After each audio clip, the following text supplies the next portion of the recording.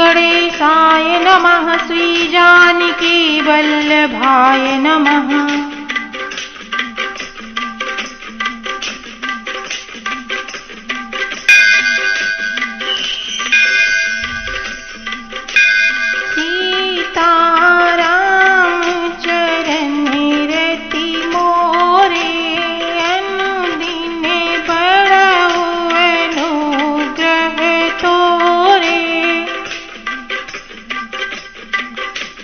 सहज मनोहर मूर्ति दो, कोटि काम उपमा लघु सो। शरद चंद निंदक मुख नीके, नीरज नयन भावते जी के। दोनों मूर्तियां स्वभाव से ही बिना किसी बनाव, बिना किसी श्रृंगार के मन को हरने वाली, करोड़ों कामदेवों की उपमा का अनावरण करने वाली, उनके सुंदर मुख शरद पूर्णिमा के चंद्रमा की निंदा करने वाले और कमल के समान नेत्र मन को बहुत अच्छे लगते हैं।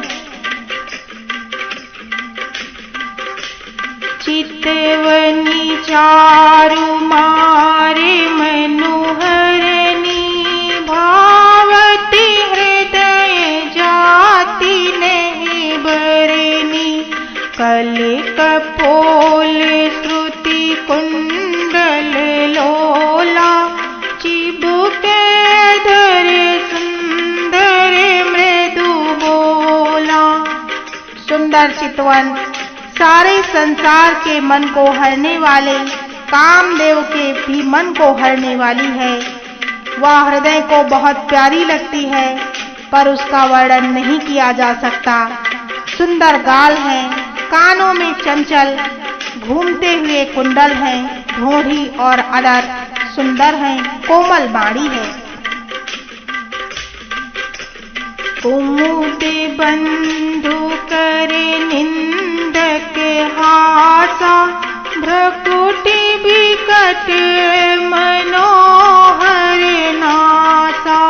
भाल विशाल तिलक झलकाहि, कच बिलो की अली अवली लजाहि। हंसी चंद्रमा की किरणों का तिरस्कार करने वाली है, भौहें टेढ़ी और नासिका मनोहर है। ऊंचे चौड़े ललाट पर तिलक झलका रहा है। काले घुंघराले बालों को देखकर भौरों की पंक्तियां भी लजा जाती हैं। पीते चौतनी तिरनी सुहाई, कुसुम कली बीच बीच बनाई। रेखे रुचिर कंबुकल गीवा, जनु त्रिभुवन सुषमा की सीवा। पीली चौकोनी टोपियां सिरों पर सुशोभित हैं, जिनके बीच बीच में फूलों की कलियां बनाई हुई हैं। शंख के सुंदर गले में मनोहर 3 रेखाएं हैं, जो मानो तीनों लोकों की सुंदरता की सीमा को बतला रही हैं। कुंजर मणि कंठा कलिते, उरनी तुलसी का माल। वृषभ कंध के हरि ठवनी, बल निधि बाहु विशाल।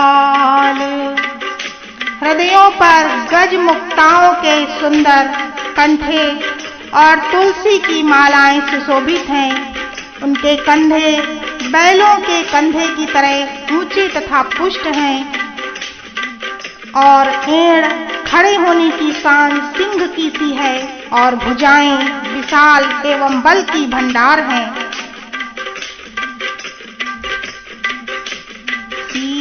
सीताराम चरण रति मोरे, अनुदिन बढ़ऊ अनुग्रह तोरे। कटी तो नीर पीते पट बांधे, कर कर धनुष बाम बरे कांधे। पीते यज्ञ उपबीत सुहाए, नख शिख मंजू महाछवि छाए। कमर में तरकस और पीतांबर बांधे हैं, दाहिने हाथों में बाण और बाएं सुंदर कंधों पर धनुष तथा पीले यज्ञोपवीत सुशोभित हैं। नख से लेकर शिखा तक सब अंग सुंदर हैं, उन पर महान शोभा छाई हुई है।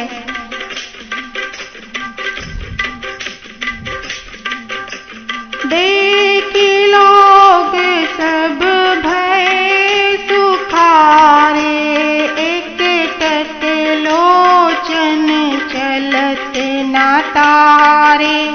हर से जनक देख दो भाई, मुनि पद कमल गहे तब जाई। उन्हें देखकर सब लोग सुखी हुए। नेत्र एकटक निमेष शून्य हैं और तारे पुतलियां भी नहीं चलते। जनक जी दोनों भाइयों को देखकर हर्षित हुए। तब उन्होंने जाकर मुनि के चरण कमल पकड़ लिए। करी बिनती निज कथा सुनाई, रंग अवनि सब मुनि ही दिखाई। जहाँ तहाँ जाहि कुंवर बर दो, तहाँ तहाँ चकित चितव सबको। विनती करके अपनी कथा सुनाई और मुनि को सारी रंग भूमि दिखलाई। मुनि के साथ दोनों श्रेष्ठ राजकुमार जहाँ जहाँ जाते हैं, वहाँ वहाँ सब कोई आश्चर्यचकित होकर देखने लगते हैं। निज निज रूप राम ही सब देखा, को न जाने कछु मरमु विशेषा। भली रचना मुनि नृपतन कहो, राजा मुदित महासुख लहो। सबने राम जी को अपनी अपनी ओर ही मुख किए देखा, परंतु इसका कुछ भी विशेष रहस्य कोई नहीं जान सका। मुनि ने राजा से कहा, रंग भूमि की रचना बड़ी सुंदर है। विश्वामित्र जैसे निःस्पृह विरक्त और ज्ञानी मुनि से रचना की प्रशंसा सुनकर राजा प्रसन्न हुए और उन्हें बड़ा सुख मिला।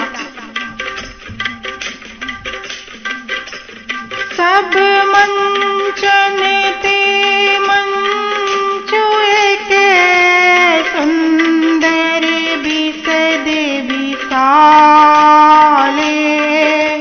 मुनि समेत दो बंधु तहाँ, बैठा रे महिपाल। सब मंचों से एक मंच अधिक सुंदर, उज्जवल और विशाल था। स्वयं राजा ने मुनि सहित दोनों भाइयों को उस पर बैठाया।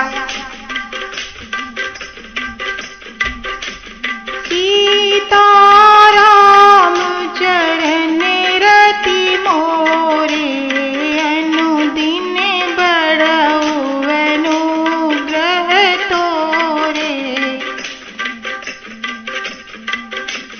प्रभु ही देखी सब नृप ही हारे, जनु राकेश उदय भय तारे।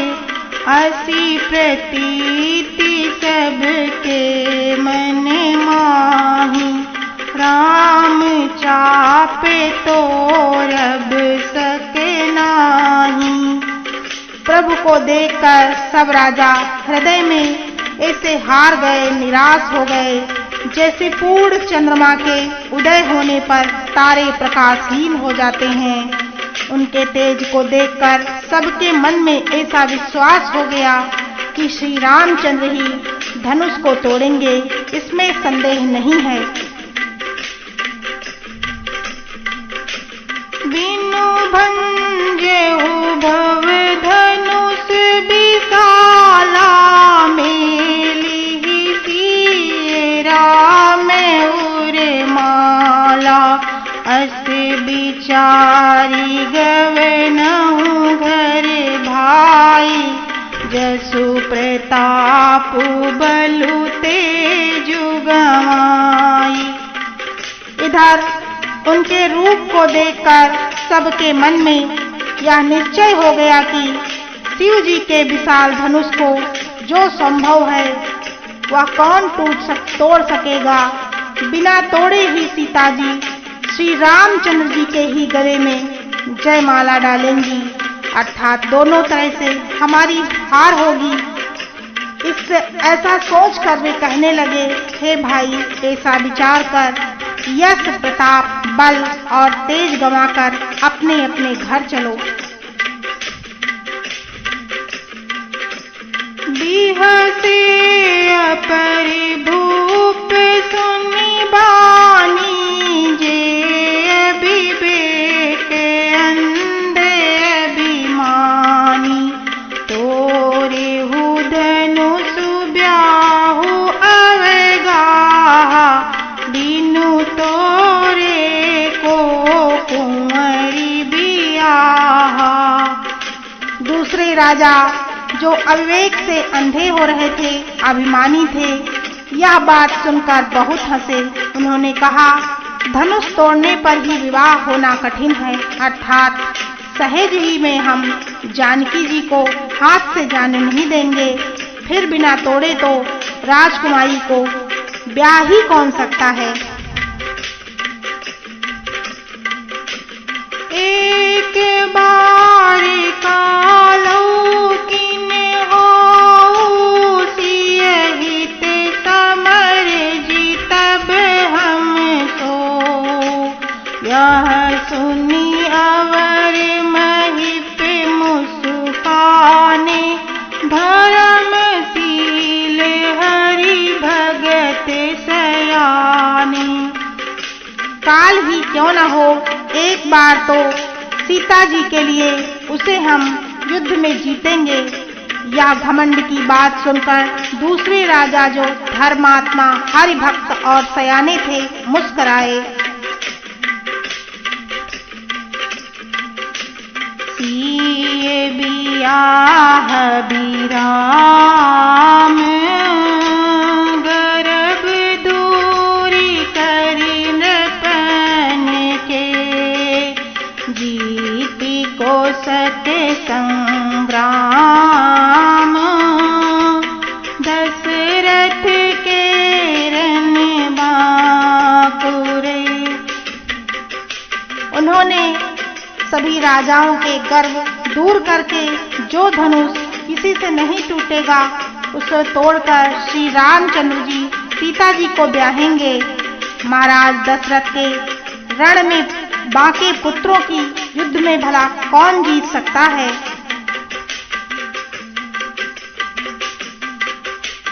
सीता राम चरण रति मोरे, अनुदिन बढ़ाओ अनुग्रह तोरे।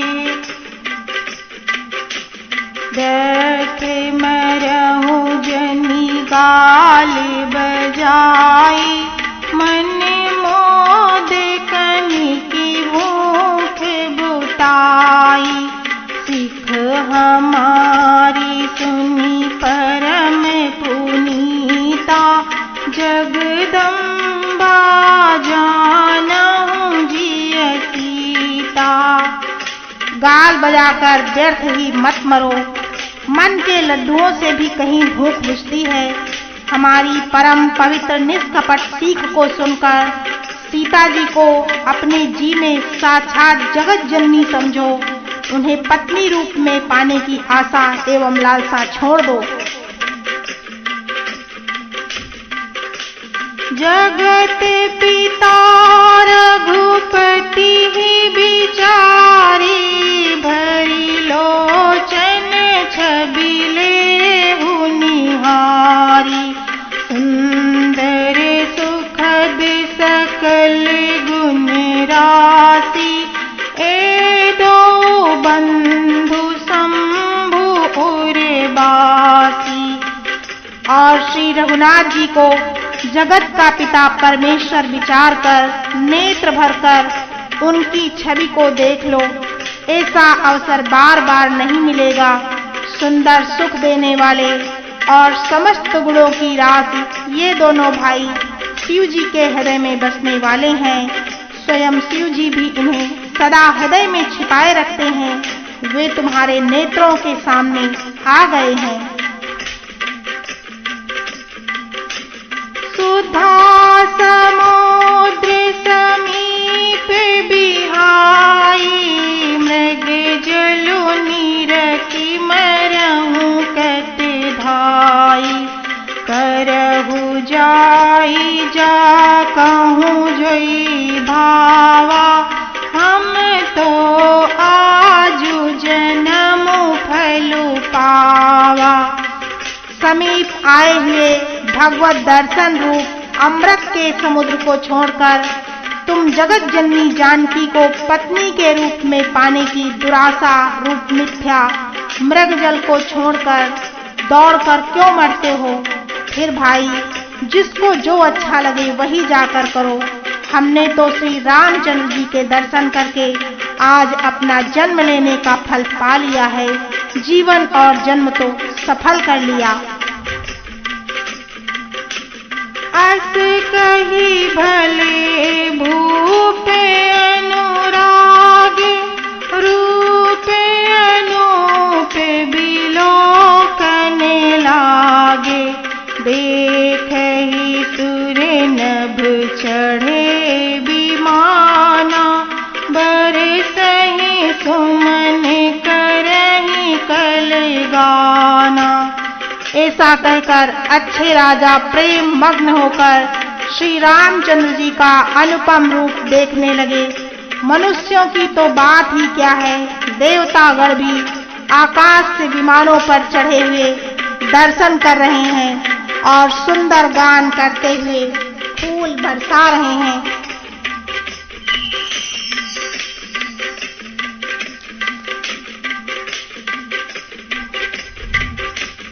जानी सुअवसर सिए तब पठई जन के बुलाई।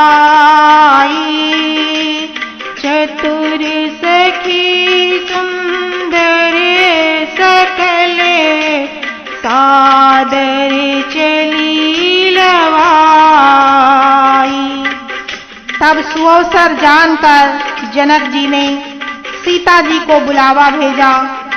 सब चतुर और सुंदर सखियां आदर पूर्वक उन्हें लिवा कर चली।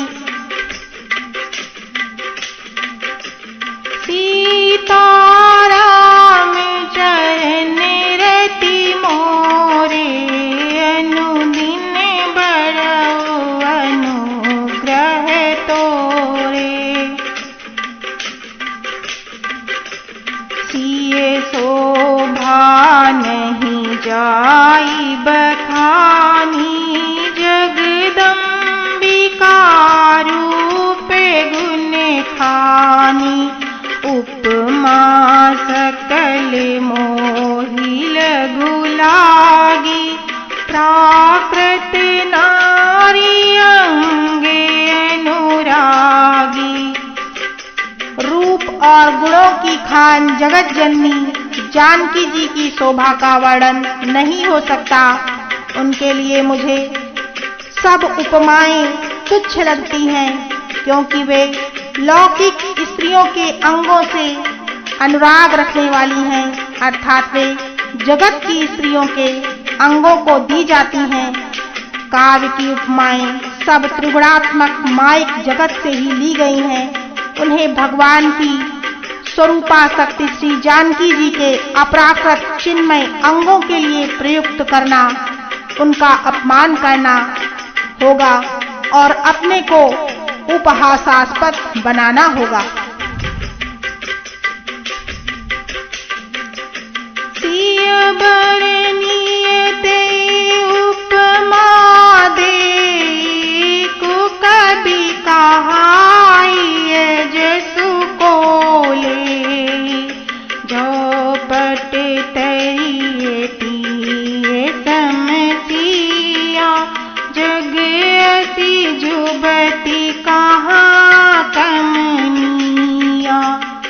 सीता जी के वर्णन में उन्हीं उपमाओं को देखकर कौन कुकवि कहलाए और अपयश का भागी बने, अर्थात सीता जी के लिए उन उपमाओं का प्रयोग करना सुकवि के पद से च्युत होना और अपकीर्ति लेना है।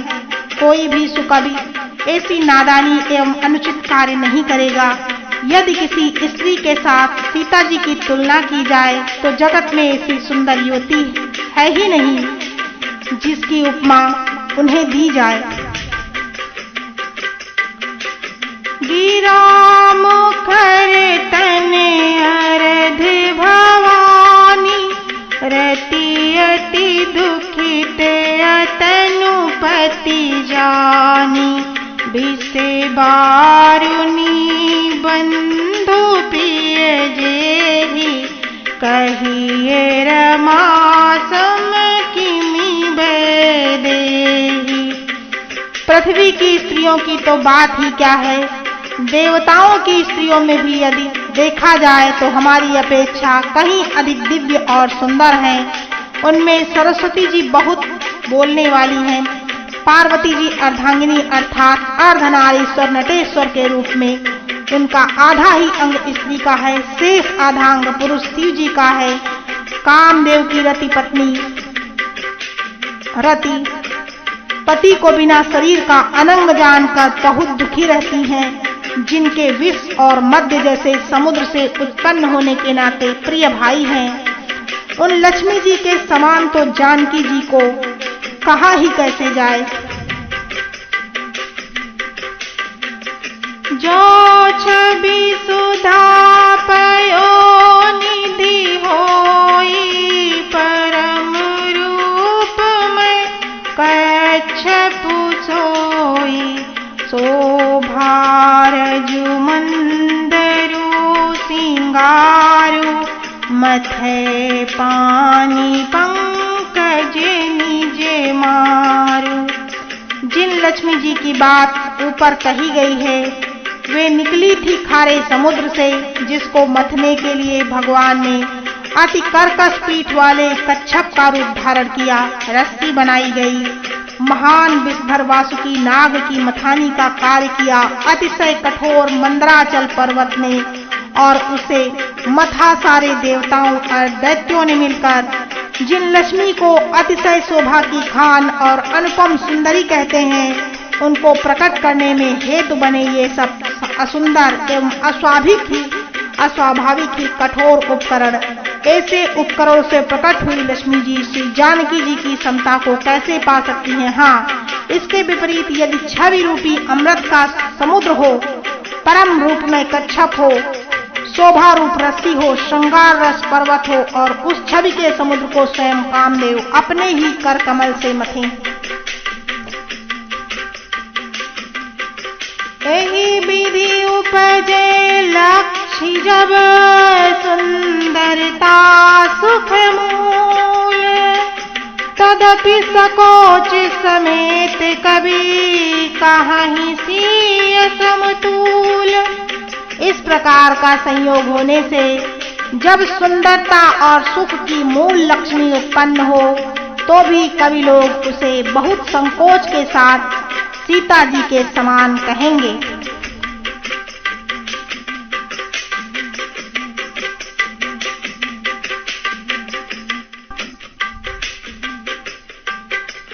सीता राम चरण रति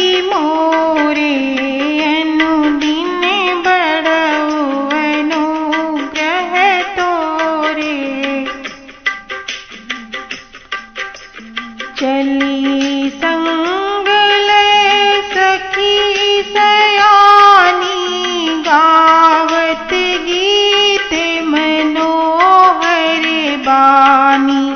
सोहे नवल तनु सुंदर सारी, जगत जननी अतुलित छवि भारी। सयानी सखियां श्री सीता जी को साथ लेकर मनोहर वाणी से गीत गाती हुई चली। सीता जी के नवल शरीर पर सुंदर साड़ी सुशोभित है। जगत जननी की महान छवि अतुलनीय है।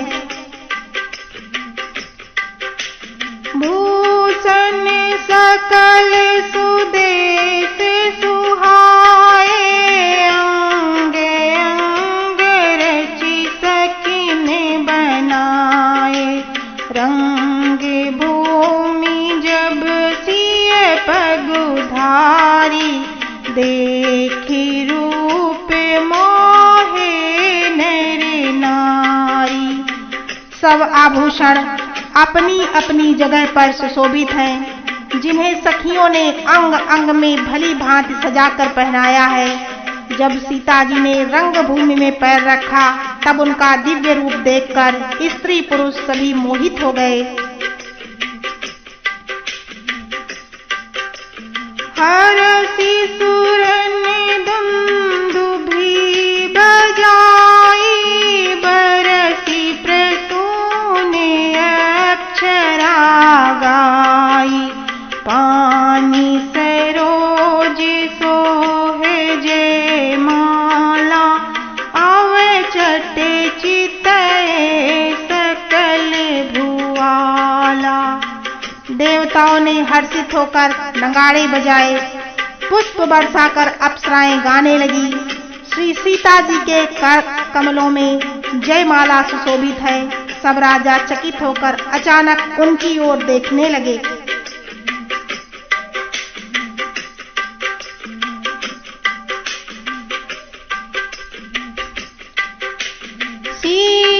चकित चित राम ही चाहा, भय मोह बस सब नर नाहा।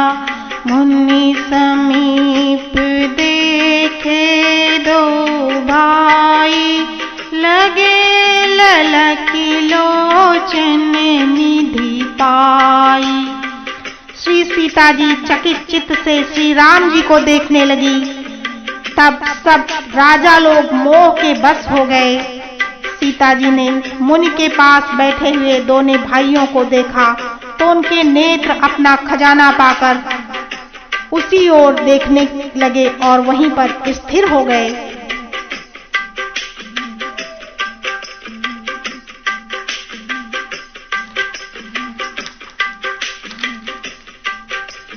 गुरुजन लाज समाज बड़े, देखी सिय सकुचानी।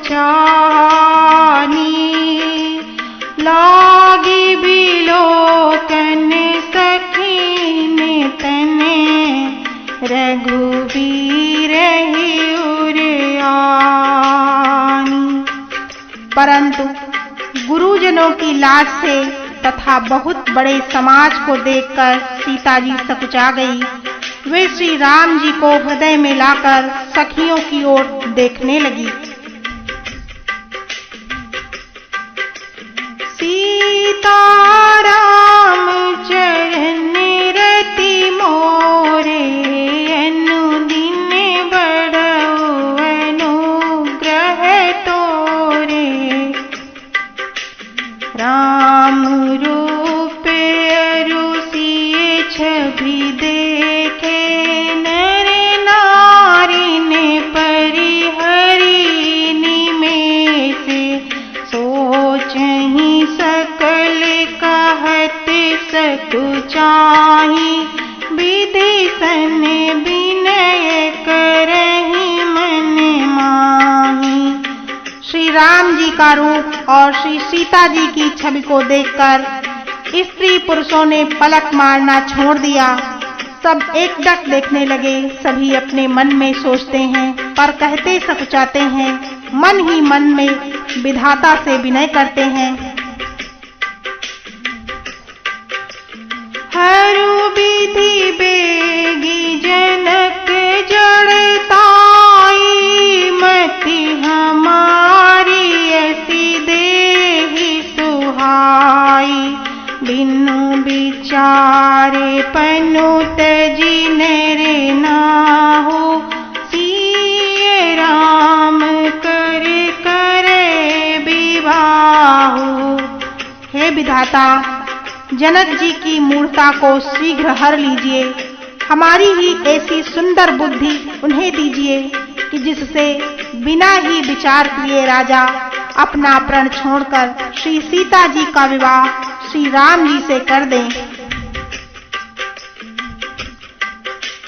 जगु भल कही ही भावे सब काहू, हठ कीन्हे अंतहु उरदाहु। एहि लाल सामगन सब लोगु, बरु सांवरो जाने की जोगु। संसार उन्हें भला कहेगा क्योंकि यह बात सब किसी को अच्छी लगती है। हठ करने से अंत में भी हृदय जलेगा। सब लोग इसी लालसा में मग्न हो रहे हैं कि जानकी जी के योग्य वर तो यह सांवला ही है। तब बंदी जन जनक बोलाए, बिरदावली कहत चली आए। कहन पुजाई कहु पन मोरा, चले भाट ही हर सुना थोरा। तब राजा जनक ने बंदी जनों भाटों को बुलाया। वे बिरदावली बंसवली की कीर्ति गाते हुए चले आए। राजा ने कहा, जाकर मेरा प्रण सबसे कहो भाट चले। उनके हृदय में कम आनंद न था। बोले बंदी बचन भरे, सुनो सकल महिपाले। पन विदेह कर कहि हम, भुजा उठाई विशाल। भाटों ने श्रेष्ठ वचन कहा, हे पृथ्वी की पालन करने वाले सब राजागण सुनिए। हम अपनी भुजा उठाकर जनक जी का विशाल प्रण कहते हैं। सीता राम चरण रति मोरे, अनुदिन बढ़ाऊ अनुग्रह तोरे।